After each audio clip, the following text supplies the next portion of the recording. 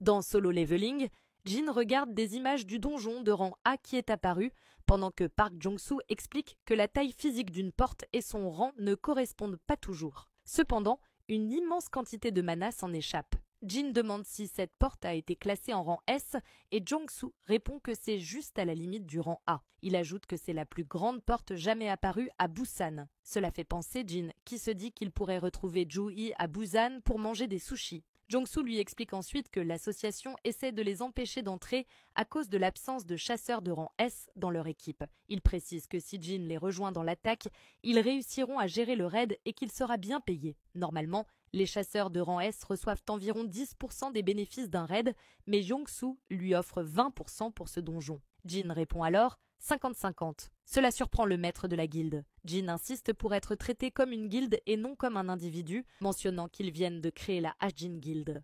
Jong-soo tente de négocier une part de 60-40, mais Jin coupe rapidement la discussion. Park Jong-soo pense en lui-même que bien que Jin paraisse jeune, il est étonnamment atypique. « Très bien, acceptez-vous de vous occuper des monstres de niveau boss ?» demande-t-il. Jin accepte et le maître de la guilde des chevaliers lui fait savoir que cela fait presque une semaine que la porte a été découverte et qu'ils devront commencer le raid demain. Il invite Jin à le rejoindre dans sa voiture. Cependant, Jin décline car il a d'autres affaires ce soir, mais il promet de ne pas être en retard. Pendant ce temps, Yoon-tae remarque quelque chose et se demande si Park Jong-soo a vu l'ombre de Jin bouger, mais il le rejette, se demandant si Yoon-tae a bu. À cet instant, le téléphone de Jin sonne avec un numéro anonyme. Il s'excuse et prend l'appel. C'est sa mère qui lui annonce qu'elle vient d'acheter un téléphone portable. Elle lui dit qu'elle voulait juste entendre sa voix et s'excuse si elle l'a dérangé. Jin répond « Pas du tout » avant de l'inviter à dîner ce soir, ce qu'elle accepte avec joie. Le lendemain, à Gwangnali, Busan, les chasseurs de la guilde des chevaliers attendent autour de la porte pour commencer le raid. Jong-soo est légèrement irrité, se demandant pourquoi Jin n'est pas encore arrivé, surtout qu'il commence dans 5 minutes. Pendant ce temps, Jin observe le mauvais temps et se demande si Jina a pris son parapluie avant d'utiliser l'échange d'ombre.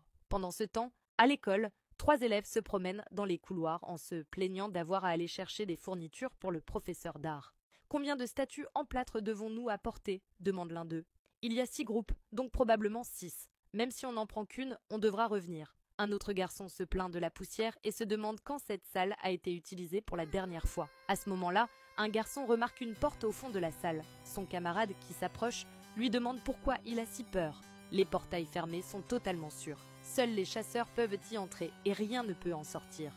Il faudra environ une semaine avant qu'elle ne s'ouvre, explique-t-il. Tu disais que cette salle était laissée à l'abandon depuis tout ce temps.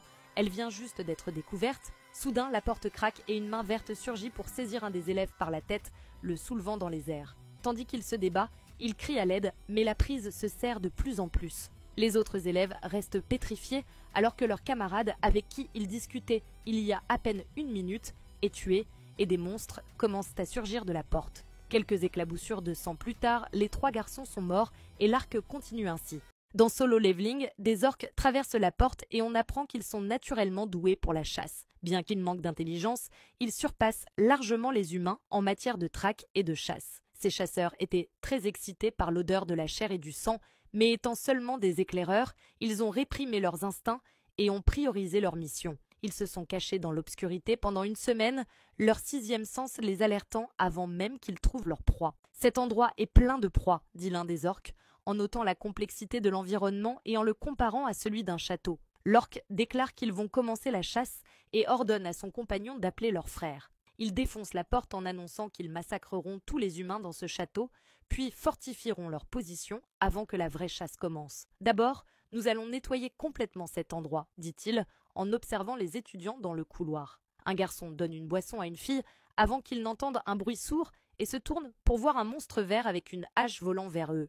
Pendant ce temps, à la porte, Jin commente à quel point elle est grande. Il fait remarquer les équipes de collecte, de minage et d'assaut qui sont composées de 13 chasseurs de rang A et de 20 de rang B.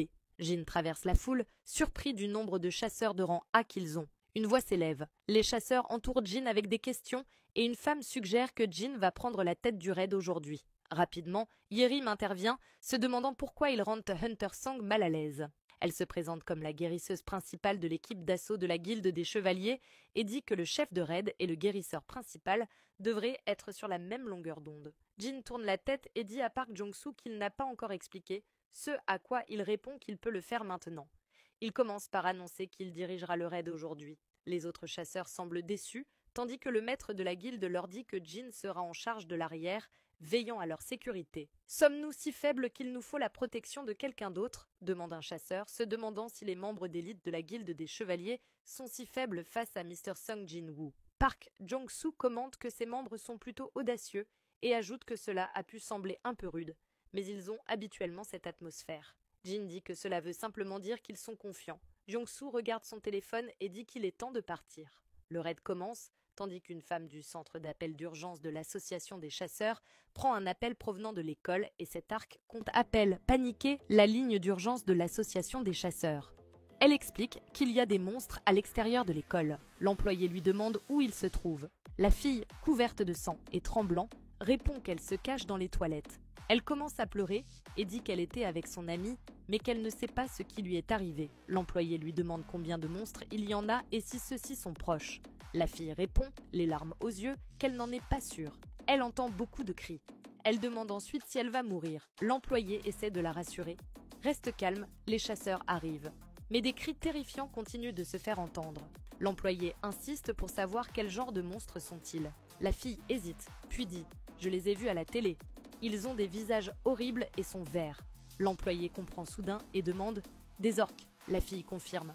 À ce moment-là, un orque entre dans les toilettes. L'employé panique et crie à la fille « Éloigne-toi vite, les orques peuvent sentir la peur. » Le téléphone tombe au sol et les derniers cris de la fille résonnent avant que tout ne s'arrête. Plus tard, les élèves s'enfuient, certains hurlant de terreur tandis que des orques poursuivent leur massacre. Un groupe de jeunes court hors de l'école, une fille criant que ses amis sont encore à l'intérieur. Un garçon l'attire en disant que les chasseurs vont les sauver. Les orques, eux, ne sont pas contents de la moitié de leur proie perdue. Ce n'est pas grave, on va monter à l'étage et tuer tous ceux qui restent. À l'étage suivant, des élèves se cachent dans une salle de classe barricadée. Deux garçons tentent de défendre la porte. Soudain, la barricade s'effondre et un orque ensanglanté entre. Un élève, en fuyant, est tué par un autre orque qui lui tranche avec sa hache. D'autres orques arrivent. Un orque informe son chef qu'il y a un humain ici avec de l'énergie magique. Le chef ordonne « Tuez-le d'abord ».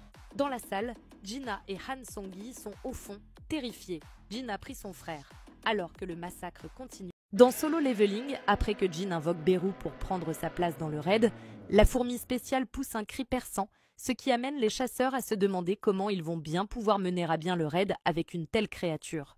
Jin invoque ensuite 20 autres soldats, fourmis pour les aider avant de tenter de partir. Cependant, Jong-soo et Yerim l'arrêtent, lui demandant s'il compte vraiment partir après avoir lâché ces monstres.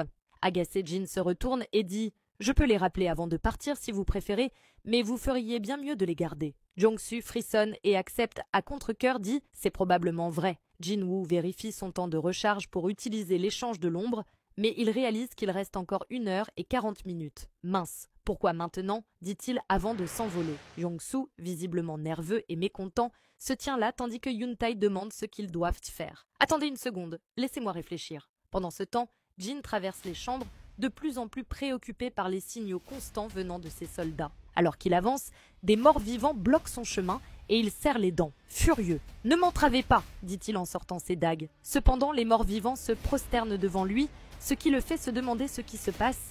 Il l'attribue au fait qu'il est un nécromancien de classe supérieure par rapport à celui qui contrôle actuellement ces morts-vivants, puis il saute dans les airs, invoquant Kaisel alors qu'il traverse la porte. À l'extérieur, des civils observent, émerveillés, Jin et son wyvern de ombre volant dans le ciel vers sa sœur. Vitesse maximale, ordonne-t-il au wyvern, et active sa compétence domaine du monarque qui augmente la puissance de l'ombre de 50%. Et l'arc continue, abonne-toi pour la suite.